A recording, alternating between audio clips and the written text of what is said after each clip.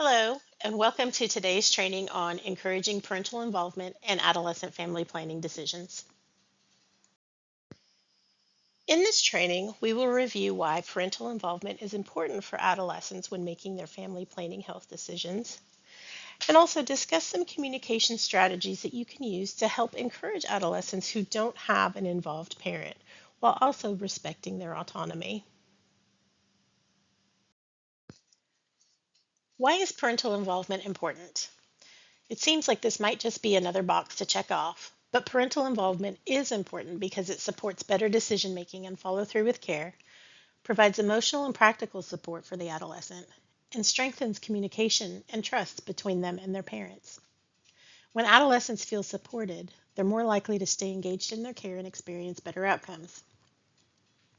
Evidence has shown that adolescents who discuss dating, healthy relationships, and pregnancy and STI prevention with their parents are more likely to delay initiation of sexual activity, use condoms or contraception more often if they are sexually active, reducing the risk of unintended pregnancy, have sex less often, have better communication with their romantic partners, and are less likely to be involved in a coercive sexual relationship, and have increased trust and communication between them and their family.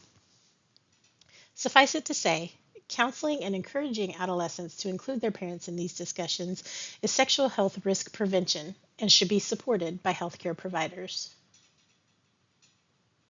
So, how can we bring this up with adolescents without sounding patronizing or judgmental? Here are some practical tips for talking with adolescent patients. First, build trust and rapport. Start with small talk.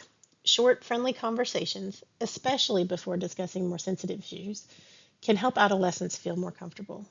Be genuine and honest with them, and make sure to discuss the limits of confidentiality and what mandatory reporting is.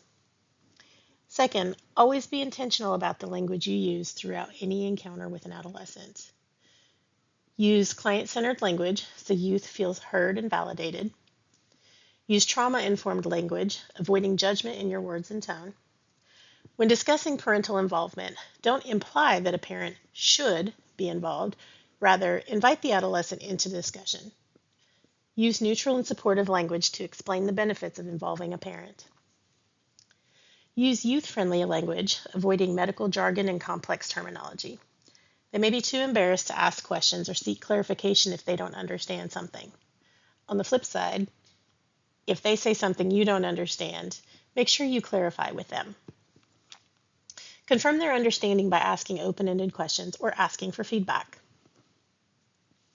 Third, normalize topics to reduce stigma and anxiety. Framing this as a common topic reassures them that they aren't being singled out. You could say something like, "A lot of people your age have mixed feelings about talking with their parents about this. How's that been for you?"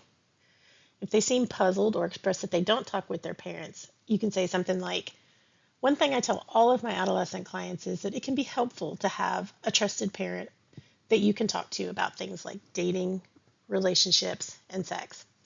These topics can be challenging and sometimes a little confusing, so having a parent that you can talk to can be really helpful. Do you feel comfortable talking to one of your parents?"